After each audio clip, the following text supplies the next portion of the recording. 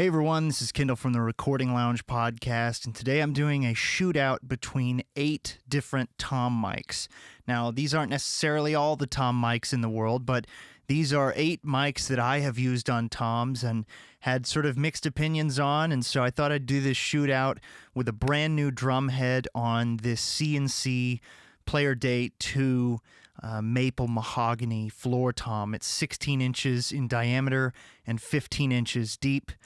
There's just a clear ambassador on the bottom, and the top is a brand new Emperor. I sort of played it and tuned it and retuned it, let it sit for about an hour and stretched it out, and so it's pretty much ready to go. So let's hear what all these mics sound like. So all of these mics are placed about the same distance from the tom. I kind of adjusted them a little bit to kind of each give them their own fair chance. Some of them are, a little bit closer than the others, but for the most part, they're, 3-4 inches away, pointed at a spot sort of almost in the middle, but not quite exactly in the middle. So let's check them out.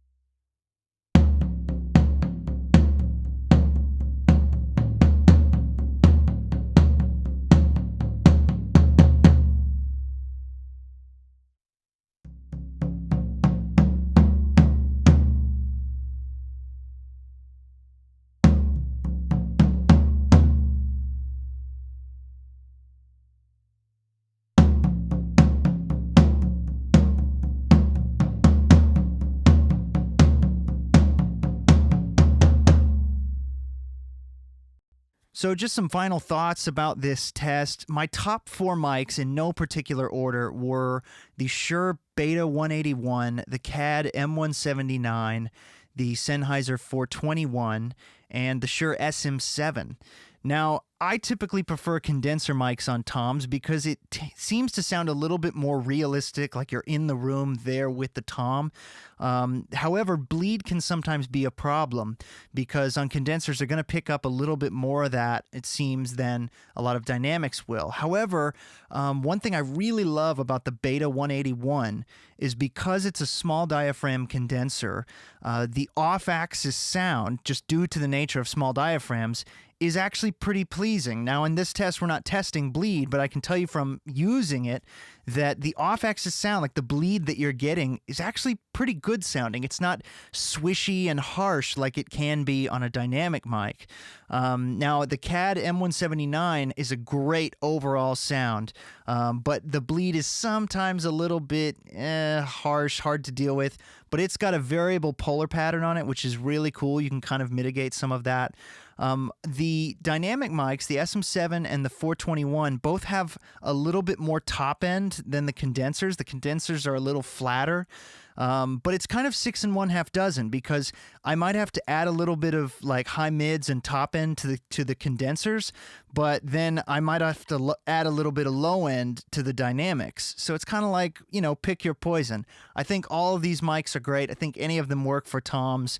I've tried tons of other mics. The Audix stuff is great. There's so many out there.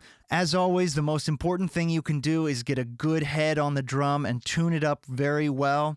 Make sure you've got a good drummer playing, and you can pretty much get a good sound with really any microphone out there. These are just some options for you to consider. Here's some different things about them.